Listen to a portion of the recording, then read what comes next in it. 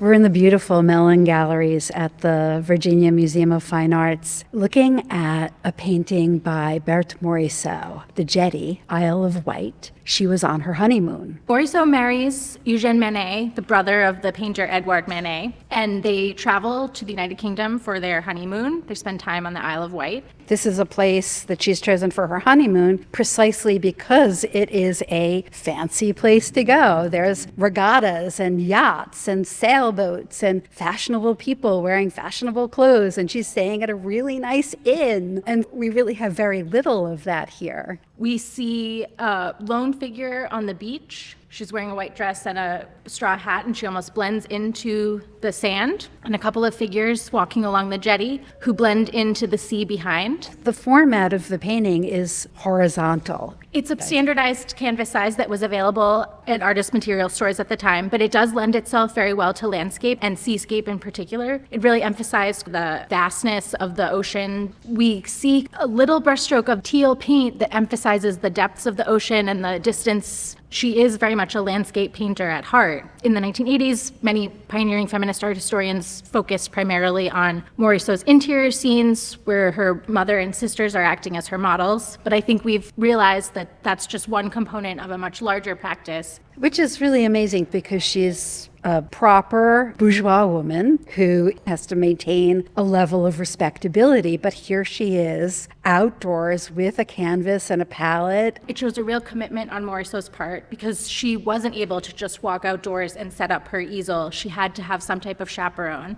Before her marriage to Eugène, that's usually her mother or her sister, sometimes her brother. But after she marries Eugène, he really leans into supporting her career, and he helps to place her paintings with galleries. And he really becomes a huge supporter in a way that is quite radical for marriage dynamics at the time. She's in her early 30s when she gets married, which was to her mother and to many people at the time late for getting married. When you read biographies, you can feel her resistance to getting married and losing the independence that she had as a single woman and losing her ability to focus on painting, which was so important to her. She was so dedicated to being an artist. Yes, and she was dedicated to the Impressionist group as well. The only Impressionist exhibition that she doesn't participate in is the one that coincides with the birth of her daughter. So here we have plein air painting. We have painting fully outdoors, something that artists historically only did for sketches, and then they would work something up from those sketches in the studio. But what Morisot and Monet and so many of the other Impressionists are doing is keeping things at what would be considered the level of a sketch. She's able to accomplish so much with just single brush strokes. This one stroke of very thick white paint that gives us the white caps of the waves rolling in on the beach. It's almost a single line that creates the railing along the jetty. We can really see the quick execution that is a hallmark of Impressionism. I want to call attention to the fact that she is taking what appeared to be a sketch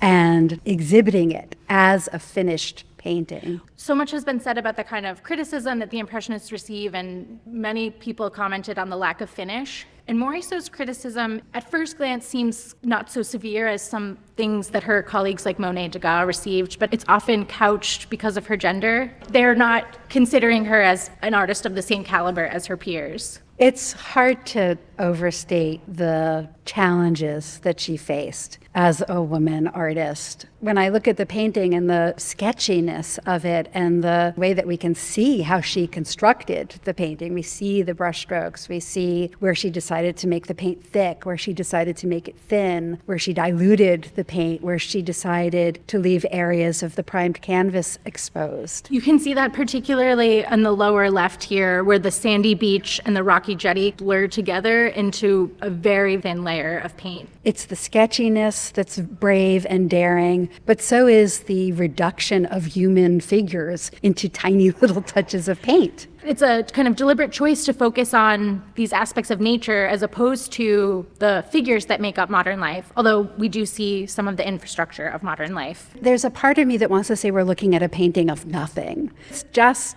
sand and a jetty and the sea and a distant promontory and maybe some boats in the water. There's smudges of black paint. It feels intentionally not pretty to me. I would agree. I don't think this is the kind of souvenir of one's honeymoon that you would expect. It's almost like a mathematical precision to the way that she's divided it. Strip of sky, strip of sea in the middle, band of sand at the bottom, and the jetty cuts across. Such a brave, determined artist. And this is such a great example of how radical she can be in her art.